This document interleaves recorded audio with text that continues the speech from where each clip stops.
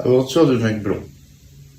L'un porte aux excursions un plaisir divulgué ainsi qu'un chapeau Balenciaga aux couleurs changeantes. Tantôt jaune aux écritures massives et blanches, et l'autre coup marron ou vert pâle au lettrage diffus. L'autre parle aux autochtones sous un soleil pâquerette qui dévale mollement les zones exposées de ses vêtements, éclaircissant la prune de son interminable châle et sa gorge en toussant de gaieté. Chauves par-ci, par-là, ils ne le sont pas tous, contrairement à un type qu'ils viennent de remarquer. Un Scandinave à la carrure costaude, un touriste qui pète actuellement son câble dans la ville, probablement isolé de son groupe. Enragé, se débattant dans la fontaine, l'eau écrasant ses cheveux rares sur sa bosse frontale comme des pattes d'araignée. Faucheuse. Torse nu en jean mouillé, il a l'air d'avoir bu trop de fruits pourris liquéfiés en gouttes d'alcool. Il s'agite, le monde évite soigneusement le contact direct de ses yeux alertes. Nous sommes les témoins volontaires de l'évolution de l'affaire.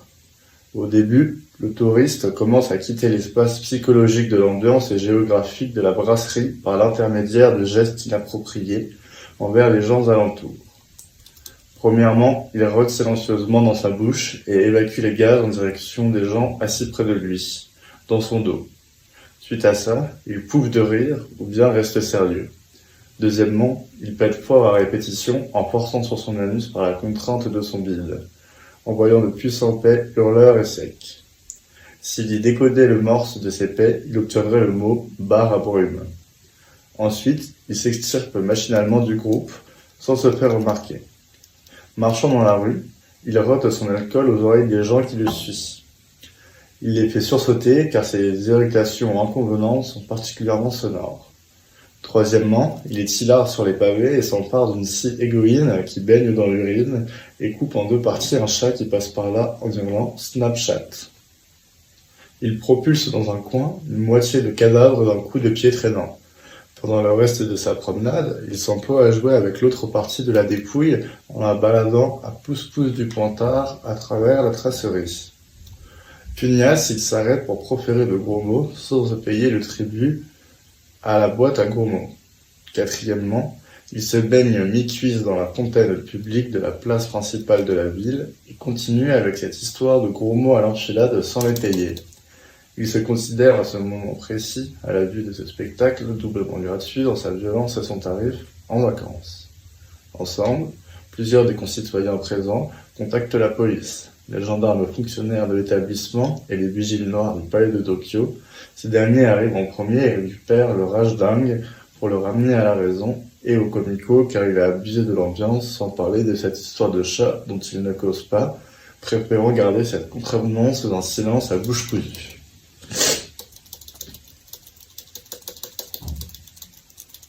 Un drôle de sac. Nous cherchons le demi-chat dans le coin. Aux abords d'une flaque de poisse, on tombe sur un big sac qui abrite un être vivant. Ce n'est pas le demi-minou, mais une personnage. Il s'est roulé dans un sac énormément gros et gavé de bottes. Inconscient des échardes et des piqûres potentiellement étiolées par les grandes chaussures de caoutchouc râpeuses, nous voulions un demi-chat, et voilà qu'un zigomard laisse échapper sa petite tête qui nous conte cette histoire. Elle apparaît à ras-cou et elle répète le mot caoutchouc avec le ch mouillé et le ou bien appuyé, avec sa bouche arrondie en cul de poule. Ça l'amuse beaucoup puisqu'il répète ce mot en continu, le ponctuant de grands rires en syncope tout en souriant car il est content. Sa tête rentre et ressort sans interruption. Nous scrutons sa mâchoire écrasée contre son visage élastique, sur sa bonne grosse gueule de clochard. Il a l'air vieux, bronzé, fripé. Ses quelques cheveux boules, ça et là, en ramassis épars et noirs. Tout bas, j'ai envie de lui claquer la gueule pour qu'il la ferme, mais en réalité je souris, pétrifié. Mon masque mimétise son image. Malgré moi, je ne peux qu'imaginer ses yeux alertes dans sa tronche outrée de torpeur, qui bascule de gauche à droite sous mes grandes claques plates. Il est toujours content, mais moi je ne peux l'être. Je m'en veux d'avoir des pensées sadiques, tandis que le spectacle loufoque de sa mine radieuse dans ce sac un peu miteux devrait m'inspirer de la joie et de la compassion. Comment se fait-il que la double pensée s'impose si fréquemment? Je cherche un échappatoire à ma pensée, regarde le soleil et dis le mot « vie » à voix haute, mais pas très fort. Il tourne ses boules d'yeux, là où je le regarde, en perdant légèrement son sourire, puis reprend, caoutchouc, en riant. Son regard plissé par la joie. Allons bouffer un paragraphe en narration homodiégétique. Eh bien, je crois qu'on va aller manger ensemble maintenant, pensai-je. Je crois que tu vas me suivre dans un restaurant, m'adressai-je à lui en pensée. Je crois que j'ai fait le choix du restaurant. Je crois qu'on marche un peu dans la rue et qu'on passe à côté d'un restaurant qui semble me plaire. Maintenant, je te demande de passer devant moi pour rentrer et c'est toi qui vas passer la commande. C'est toi qui vas décider ce que je vais ingurgiter. J'espère que tu ne vas pas te tromper, le priai-je. Je remarque que tu fais des big signes avec tes membres supérieurs à l'attention du serveur qui s'est approché près de ton corps. Tu continues à brasser l'air car c'est l'un de tes seuls moyens de communication.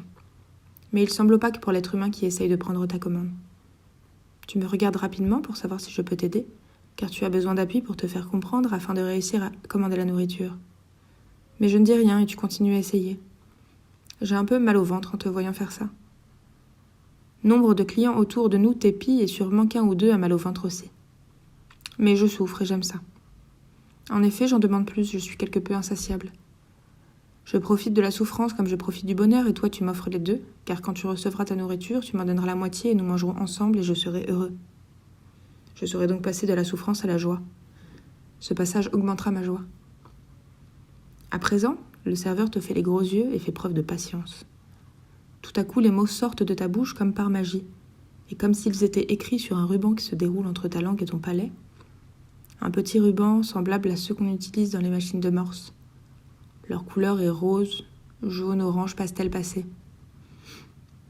Comme avant chaque repas, je sens mes entrailles travailler. Je me rends donc aux toilettes afin de m'écrire de 1000 grammes. Quand la nourriture t'est confiée par le serveur sur une assiette octogonale noire brillante, digne d'un cadeau de fidélité de station essence, tu coinces ta serviette en jacquard entre ta chemise et ton falzar. Cet agencement compresse ta vessie à 125% et donne à s'égoutter quelques gouttes de pipi de ton méa urétral. Afterwork jeudi avec ses collègues et s'en sont protégés. Jeudi, c'est le départ en retraite de Bruno, un collègue con. Ses collègues organisent un pot de l'amitié au taf et proposent du schnapps ou du mousseux. Après ça, il coule avec les gars joyeusement vers le pub.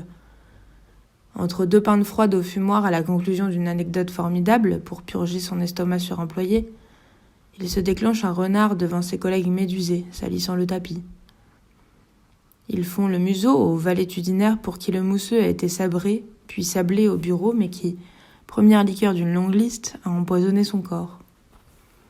Il n'est pas du tout malade, il le feint pour être seul, enfin, au départ et aux yeux des autres.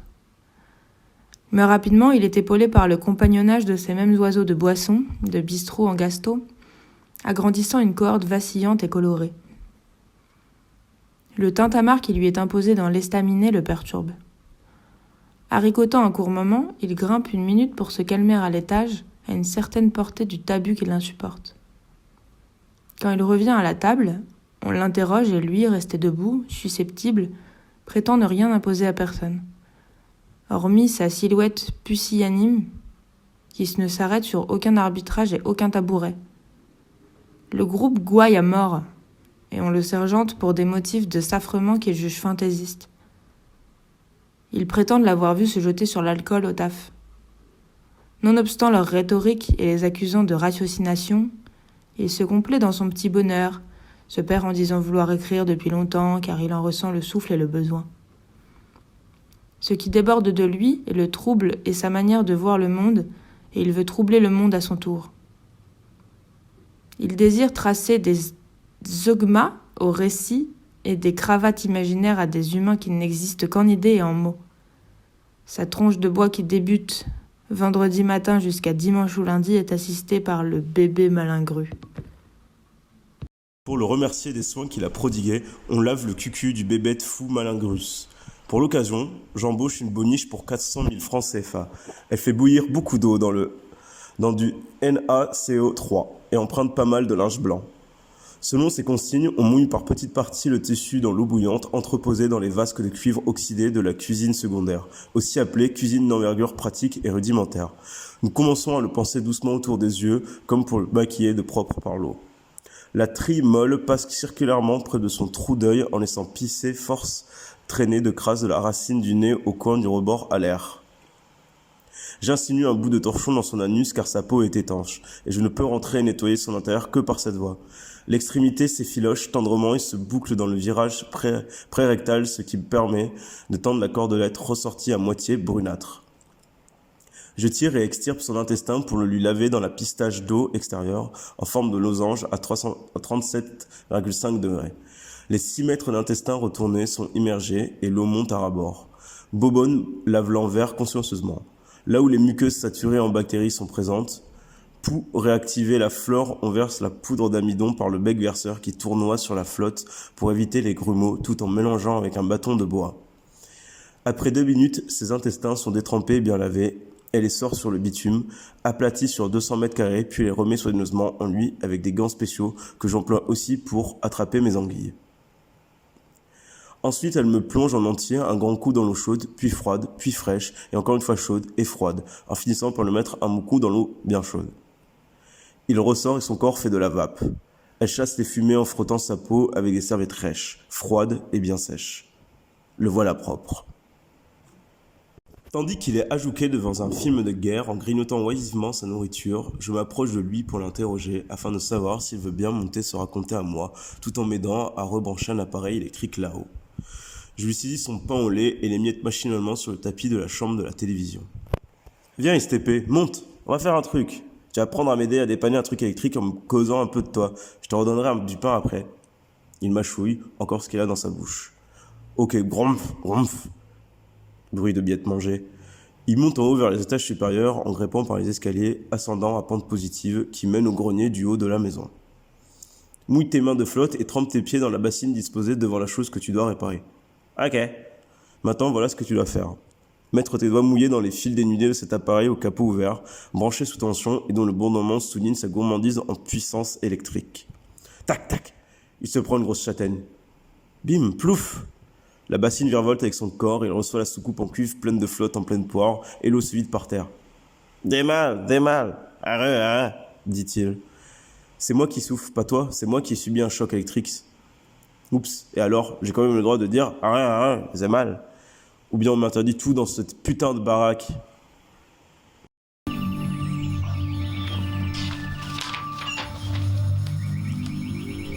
Mouef ou le malingre par Misko Bavenkov, qui est né en 84 sur la planète bleue, artiste plasticien. Il nous a pondu son premier roman. Et nous allons lire quelques pages, Solène et moi-même. 4 pages, 3 pages.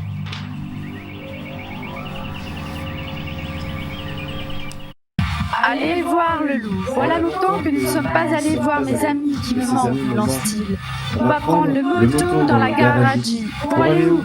Dans la maison où il y a la famille de Lizzie. Comment? Dans la maison? Comment? Non, Dans la mais maison. comment? Non mais Dans la maison, comment? reprit-il Dans la lentement. maison, reprit-il lentement, où il y a Lizzie. Non mais je demande comment? Ah, en moto, reprit-il. Alors un silence de quelques secondes durant lequel il se mate droit dans les yeux. On va prendre la grosse moto pour rejoindre Lizzie et faire un tour. Il se pointe chez Lizzie et la copine à Lizzie. Lizzie et sa copine prennent aussi leur bécane. Ils sont donc à 4, direction le reste de la famille de Lizzie, avec les 2 motos, avant de partir chez la famille de Lizzie. Lizzie les prévient qu'il y a un loup croisé avec un chien polaire dans la maison. Sur la moto, à l'arrière, le malingre se fait conduire et divague complètement sur quelque chose. Ah, un homme qui fait Staps, avec un drôle de corps et que l'on peut qualifier de moche, mais qui est malgré tout à la mode des Staps. Les Staps sont des étudiants en sciences du sport. Certains portent des baskets chères et voyantes, sous des joggings fuseaux un peu serrés et griffés de marques onéreuses. Ils gratifient leur confiance en eux pour bien les pantalons, cigarettes un peu serrés.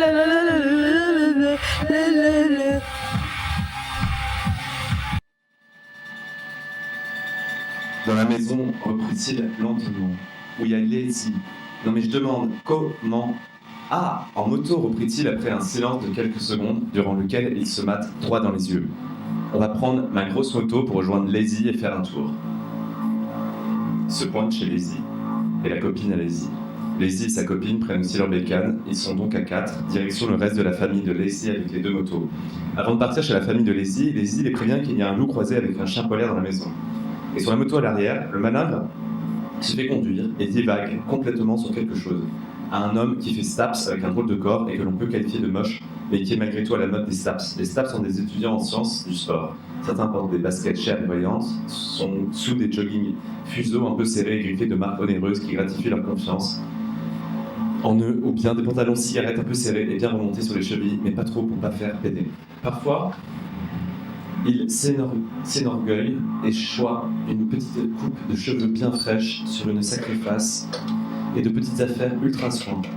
Quand ils plastronnent dans la bibliothèque, leurs démarches sont légèrement chaloupées dans une paresse feinte qui suggère le repos d'entre 2 entraînements. Ils prétextent étudier mais chuchotent fort à leurs coéquipiers des histoires drôles. Le malingre se plaît à se demander si une calvitie prématurée pourrait casser la superbe de ces femmes et hommes en STAPS. Il s'imagine en homme invisible avec une tondeuse en main dans la bibliothèque partie pour leur sucrer la tonsure. Il transite tranquillement vers un groupe qu'il a remarqué à leurs affaires propres de marque. La tondeuse fait son job sur le haut du crâne de 2 d'entre elles. Une fille, une meuf et un type en plus, au final ça fait 3. Les toupets s'envolent pour s'échouer dans un petit sac à crottes prévu à cet effet. Il fait aussi sauter une partie de leur touffe des golfs frontaux ainsi que les poils des tempes qui trottent contre des poils de bite et de chatte qui fixent au pistolet à colle. L'opération prend un certain temps, genre 24-26 minutes. Sur les tonsures, il fait pénétrer très calmement une lotion anti-repousse volée au carrefour du coin qui lui fait penser au vernis anti-graffiti des municipalités. Les victimes n'ont rien remarqué. Seules et rentrées chez elles, le soir dans leur chambre étudiante à la solitude de Netflix, elles prennent soin de regarder leur corps à la peau moite au sortir de la douche après s'être à peine séchées. Elles enfilent un t-shirt long, léger et distendu, faisant des tentes canadiennes entre les pointes de leur corps. Devant les miroirs embués, elle remarque une chose étrange, une froideur sur le dessus, à l'arrière de la tronche, qui sous la paume claque le bleu du présent en la torpeur d'une effrayante extase.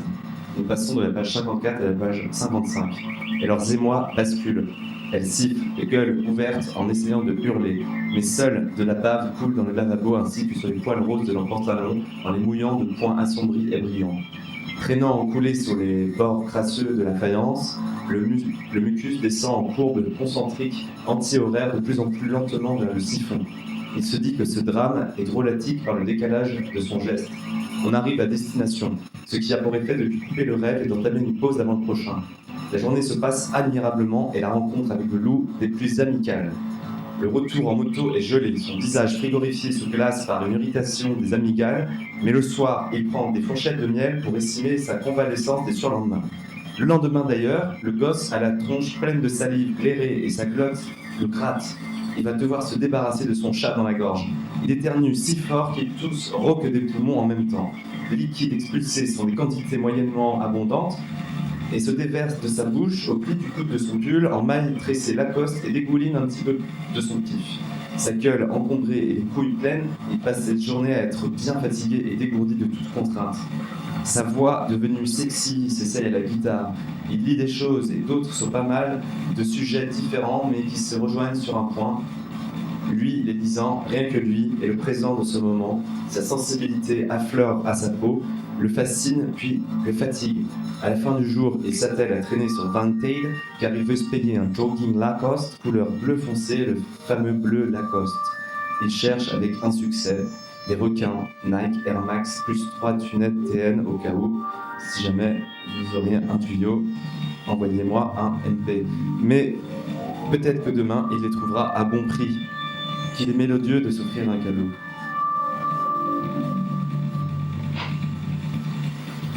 Voilà. Ah, c'est bouton rouge. Mouef ou la malingre, partie 15, point PDF. Jugement. Il a chaud cette nuit où nous sommes réveillés de bon matin, une seconde avant midi, par la police qui nous sommes d'assister à notre jugement au tribunal. Au procès, Le juge nous accuse d'arnaques diverses. Si ça se tombe, c'est à cause qu'on a fait le Jacques avec le journal papier. Nous avons la gueule enfarinée dans une cage en verre par balle et parlons par le biais d'un microphone pour des raisons évidentes de sécurité, car tout accusé peut se montrer dangereux, con et méchant en ces conditions. Le juge. Alors, qu'avez-vous quoi à déclarer ? On nous attribue l'avocat le plus agressif du barreau de Paris, et je me dis qu'il va être impitoyable, un vrai monstre. Mais finalement, il est carrément bien, mais pas ouf de chez ouf non plus. Mes clients sont innocents. Prouvez-le. Mes clients sont innocents. Ok. Ils sont libérés sous caution. La foule attend dehors. Les photographes prennent des photos, on leur pose des bonnes questions et ils sont farouchement détendus, remplis de good mood. Tout va bien maintenant. Ils n'ont plus besoin de rien, ils sont bien, et même pas besoin de fêter ça dans un bistrot. Maybe que plus tard, ils sortiront en bécane s'offrir un petit quelque chose, genre un Goûtex. Le Goûtex. On acquiert et bouffe, Dieu ne sait où, un donut sans fromage, ni farine, ni goût, et un café sans mousse de chicorée. Je lui siffle en silbo qu'il faut trouver un nouvel endroit où se caler et blaire. On va au café blanc. Il y a de la place. Tout est blanc à l'intérieur et en plus, il faut être complètement de blanc vêtu, y compris des blanches baskets. On y boit de la boisson noire qui ne fait pas du tout de traces dans le verre.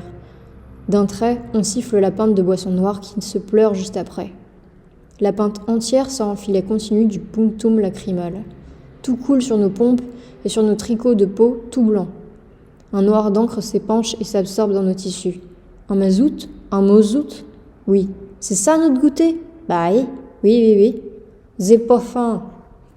Je sors subitement mon arme à feu, un pompe de 50 pouces, que je lui présente pour l'impressionner. Je tire en l'air pour former des trous d'aération pour les rayons du soleil. Ça leur fera un souvenir à raconter dans ce bar, me dis-je. Tout à coup, un homme rentre. Un Américain avec une grosse bouille bien dégueu en bonne santé. Quelle boubouille, me dis-je. Et il a la bloblotte. Je mate sa face bonhomme et ses yeux serrés en trous de pine comme s'il venait de se réveiller, ou comme s'il avait mis son visage chaud et flasque dans l'eau tiède. Le gars, on dirait une méga nouille, trop cuite. Son regard enfoncé m'enquiquine. Je suis hors de mon aise et décide de lui céder nos places et de payer à l'avance une part de ses consommations. Je le fais alors que je le déteste. Mais détester sans connaître, ce n'est pas bien. C'est mal. On s'en va. Et pour acte de résilience, les prochains jours, ce seront des nouilles fraîches à la flotte. Je repense à cet homme et son ravissement idiot donnant l'air de tout comprendre. Je me souviens de la mollesse vigoureuse de son sourire bronzé, de ses lèvres pincées et pâles, ainsi que la maille serrée et neuve de son polo blanc quand il s'asseyait. J'aurais tué 1000 lynx si ça ne m'avait rien coûté pour avoir sa vie. Désappointé, on rentre sans un mot et ni casque audio sur la moto aux surdimensions brutales, au cliquetis brillant sur un ronron grave, à fond dans la rue et la campagne. On se fiche de la connaissance. Tout ce qu'on sait, c'est que notre style pique. On se sent trop libre sur la moto. Rien de plus rudimentaire que cet engin. Juste un moteur sur lequel on est carrément assis, flanqué de 2 roues, nos vieux casques-bols pétés et nos cuirs serrés et chauds. Un foulard de batiste en soie imprimé de motifs aléatoires, lunettes has-been. Le porte-clés bouge sous le contracteur, le pot fume, la machine tourne au ralenti bien bas dans un mécanisme bien gras. La bête, c'est nous et on va où on veut. On sent l'odeur cuir et la graisse chaude. Nos jeans sont tendus sur les cuisses et nos genoux un peu crades, car on s'est penché pour voir un truc.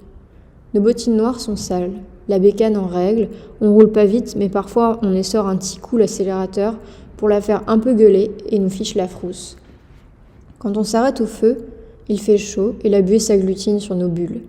Une fois rentrés, on garde la moto et mes papates en guimauve bloblotent sous l'effet de l'adrénaline, ou je ne sais quoi qui est encore là et qui se manifeste sous des formes masquées. C'est si bon, on se sent excité au constat de cette bloblotte qui nous électrise.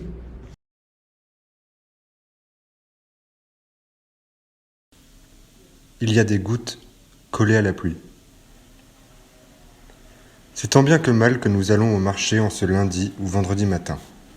Il pleut des cordes auxquelles on se pend au bout des fils. On claudique dans les couloirs des vendeurs de bouffe et je me dis qu'à son âge il est fragile et qu'il peut devenir triste ou content très facilement. Qu'est-ce que ça nous montre ? Il est pur et en début de construction. La monstration de ses émotions est un peu aléatoire et mahou. Nous achetons un chou vert que je vais faire revenir à la crotte dans une poêle dans la cuisine ou peut-être plus pépèrement dans le jardin. Le repas est prêt. Il le renifle et s'offusque. Je lui dis que c'est pas de la merde mais du rata. Reste de la semaine mélangé en un plat qui ressemble à de la ratatouille. Il insiste et je lui dis que non, c'est bien du rata, pas de la merde. Et lui de me répondre que ça deviendra.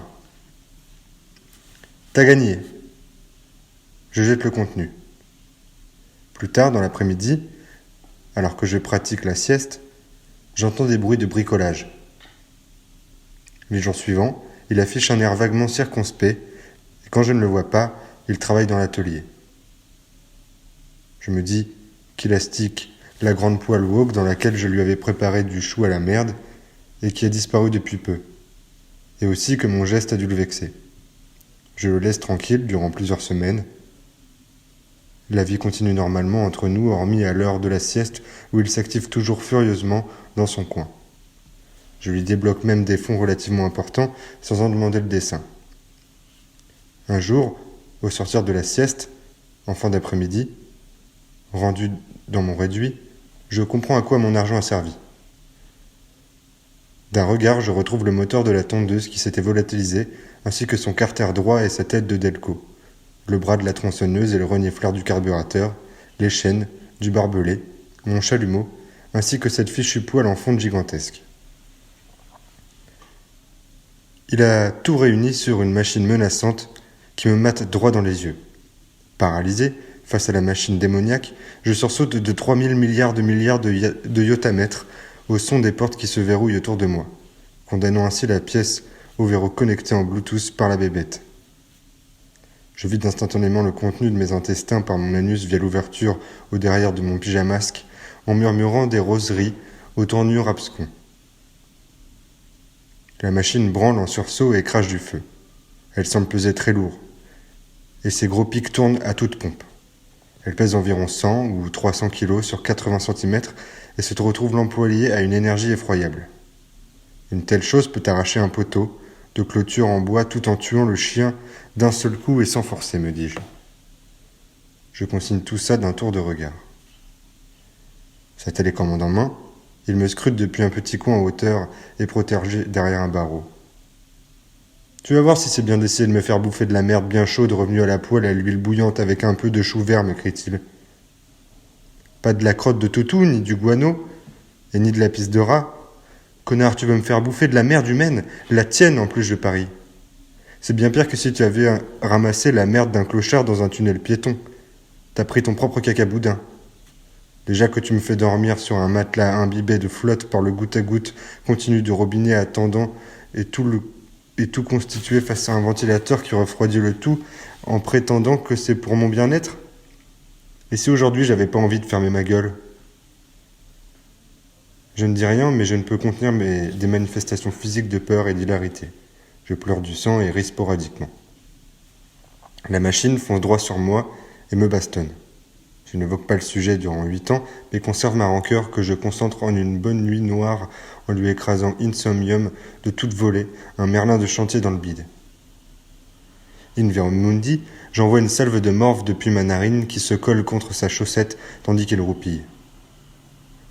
J'expulse un grand coup et entends le souffle de la projection et, post-quam, l'impact contre ses tissus laissant mon nez allégé par le mouchage d'Adam. Je lui laisse finir ainsi sa nuit polluée. Apprendre. Faire don de charité est entendu comme une grosse chose assez cool et relaxe aux yeux des mammifères bipèdes au pouce opposable.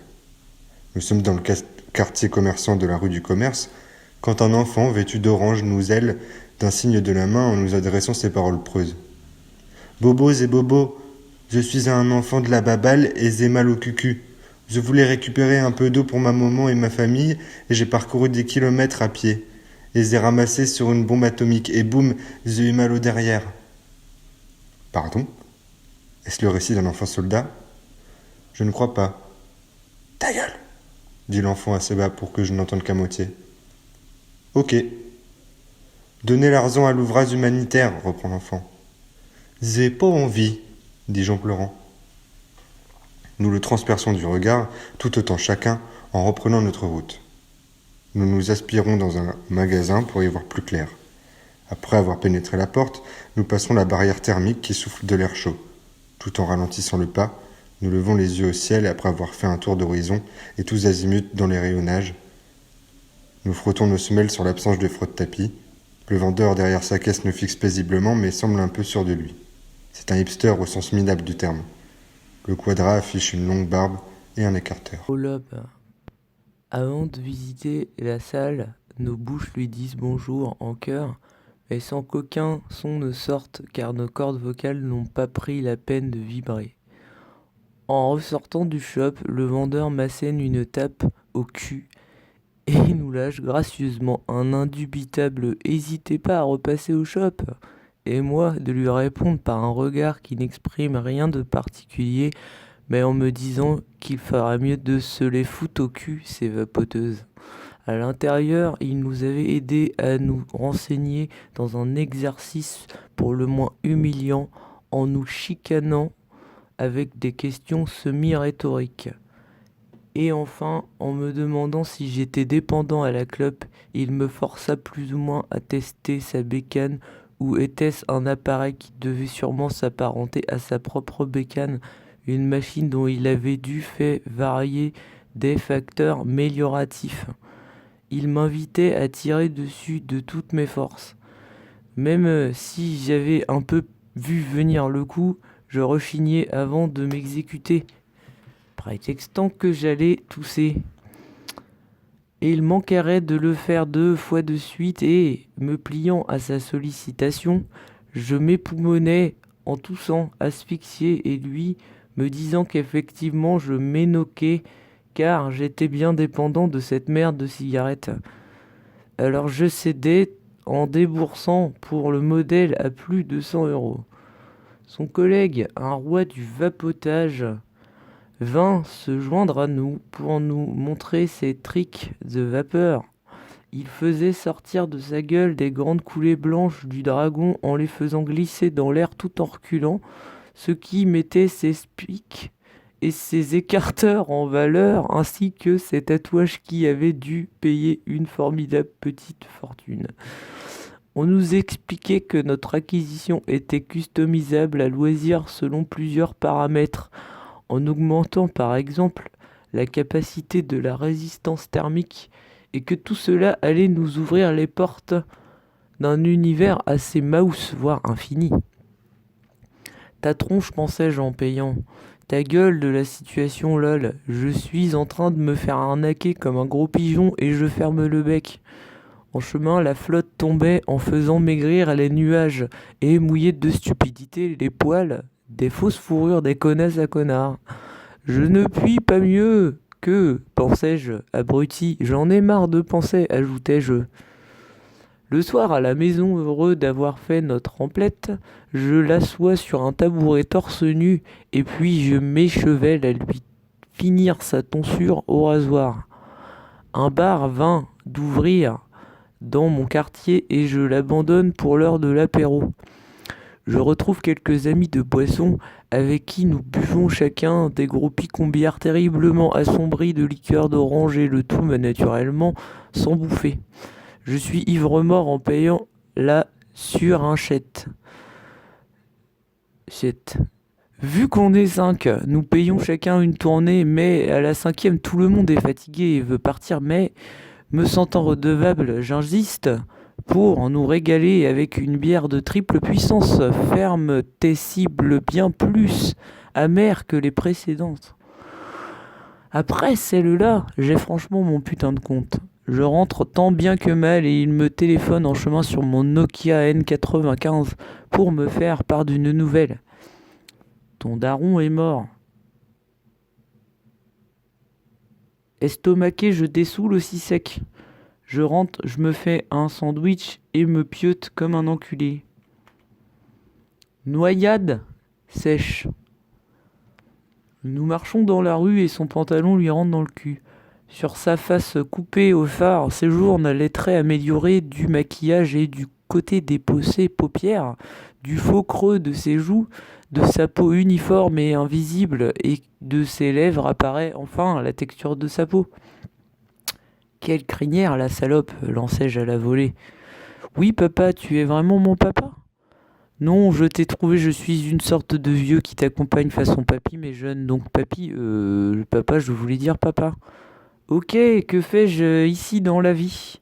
Il ne sait pas non plus ce qu'il fait dans la terre, alors il invente quelque chose sans s'en rendre compte par réflexe. Il laisse entendre qu'il connaît le sujet, mais sans montrer qu'il n'y connaît pas lourd. Oui, il y a le destin, on a tous une destinée, ça veut dire que dans la vie, tu vas avoir ta place et que quand tu seras grand, il faudra bien travailler à l'école pour avoir un travail qui te plaît et tout ça. Si tu veux quelque chose, tu l'auras. Moi, je suis au chôme du, mais je cherche du taf. Je travaille un peu sur les chantiers d'un bon ami à moi, Yassou, qui rend beaucoup service à papa. On fout du placo et du carrelage dans des studios de centre-ville en fumant des cigarettes industrielles. Mais papa, il devait être menuisier en fenêtres plastiques. Un beau métier, mais à cause qu'il fallait gagner de l'argent, comme Chirac, il était de droite et alors que la France a changé, papa, il est au RMI, mais il profite pas comme les autres. Il s'occupe de la maison et de toi, et c'est pas facile de finir le mois, mais on y arrive, hein. On flippe tous d'un coup. Le gosse est grave paumé et la personne qui lit ce livre est grave déprimée aussi. Tu vois, on a la famille et les amis pour tenir le coup. Quand Yassoun vient me faire la fête avec nous trois, c'est agréable, c'est une bonne idée, une bonne soirée. Ce Yassoun était con et son papa aussi. Ce type sent le gel douche de foot, il a des grosses cernes et il est miso. Quand Yaya vient, il se bourre la gueule sur la table de la cuisine sous l'halogène dégueulasse et se monstruosise à coups de saucisson et de pacricou sur la toile cirée. Tiens, ce soir, je vais dire à Yassoun de venir.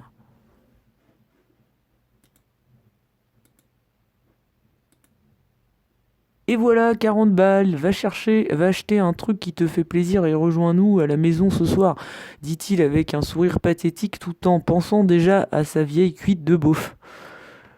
Oui, mais je suis un petit pour utiliser le service d'une boutique. Il dit à tout à l'heure à son papa, et puis se rend au magasin de bricolage pour se payer une hache et demande à un clochard adulte, en lui donnant 10 € de l'accompagner pour que ça passe mieux à la caisse. Quand il rentre chez lui, il n'y a encore ni papa et ni Yassoun. Alors il prépare la pièce et la nourriture et même la fête en général. Il couvre la moquette de papier journal et s'habille d'un impair en plastique transparent. Les deux compères arrivent en puant la cigarette et la bière en canette. Ils sont ivres car ils ont dû boire en chemin une partie de la bière Jeanlin haleine de chien achetée à l'épicerie. Il leur sert force genièvre pour les abasourdir. Qu'est-ce qui les anime, ces deux cons aux doigts sales? Ils vont crever ce soir. Écoutez-moi ça, c'est Phil Collins, amorce le petit mutin. Il met en route sa chaîne hi-fi Panasonic et se trémousse. Les épaules en faisant des tout petits pas. Les deux copains luttent contre les effets de la tease pour se tenir assis et paraissent interloqués par ce cirque. Phil Collins a sorti cet album qui est passé inaperçu alors que c'est de loin le meilleur. Les harmoniques sont formidables et les paroles évoquent vraiment de ses problèmes. Mais de quoi tu parles ? Lui demandent d'orchestre les deux hommes sur le sofa non loin du corridor. Phil Collins, c'est grave vieux pour toi, mon petit bonhomme, dit Yaya avec difficulté. Et par terre, c'est bien du papier journal. Tu as un petit chaton qui fait caca ? Miaou. Phil Collins raconte sa rupture avec Kate de façon à ce que sa musique appuie ses dires. Il danse en racontant l'histoire de la chanson tandis que les deux hommes, tête baissée, ne se donnent plus l'écueil de comprendre grand-chose. « Hé les gars !» Il se retourne et voit le gosse crier et danser avec une hache à bout de bras. Une forme indissociable se tortille de ses pieds jusqu'au coin de l'émouture convexe de sa hache toute neuve avec grâce et puissance. Il est en train d'offrir un mouvement rotatif d'une rare violence. Les yeux des zigues tournoient pour ne rien rater au cirque morbide. Ce cyclone vient mourir en s'abattant à toute patate contre les deux visages attentifs qui s'éparpillent alentour, y compris sur son manteau et sa face. Essoufflé et hagard, sa mèche retombe avec classe sur son front moucheté de sang. Il regarde circonspectement les corps inertes et éclatés en travers du salon cuir. Il les a butés. Il retourne voir le clochard parce que rien d'autre ne lui fait envie. Il voudrait être excité et content, mais il a surtout le bide fracasse car une sensation horrible de bêtise l'habite et l'étreint. Les 20 € qui restent vont lui permettre de vivre confortablement quelque temps, peut-être 6 ans, lol. C'est beau 6 ans, on dit que c'est l'âge de raison, smile et fleurs. Puis il saura se débrouiller. Une autre vie. Le gosse et le clochard vivent dans un HLM de Paris. Le gosse va à l'école et le clochard bien.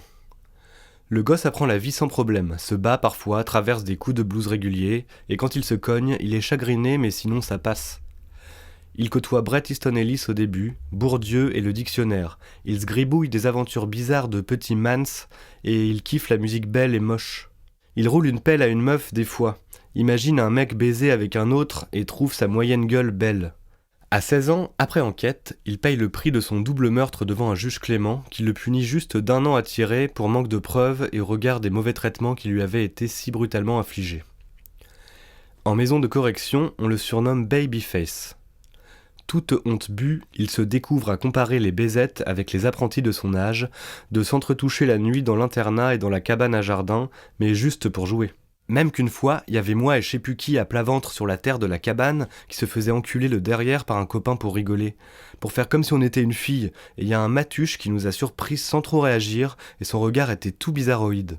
Il se drogue un tout petit peu, comme les copains, et rigole beaucoup quand il le peut. Violence. Il mesure combien la vue d'actes de violence physique lui cingle le bidon. Quand par une ennuyeuse mégarde, guidé par une dégoûtante attraction, il visionne un extrait de match de boxe sur YouTube, alors ça lui est fort délicat à appréhender, mais il parvient, au bout d'un moment, à couper la vidéo. Un jour, assis dans une bibliothèque de Dijon et rivé sur l'ordinateur, par le hasard des suggestions d'internet, il mate encore une vidéo de boxe de rue sans gants. Il a beaucoup de mal à regarder ces deux hommes se fracasser. Celui qui encaisse un grand coup revêt le visage de son frère de cœur. Celle qui tombe au combat de KFC est son amour d'adolescence.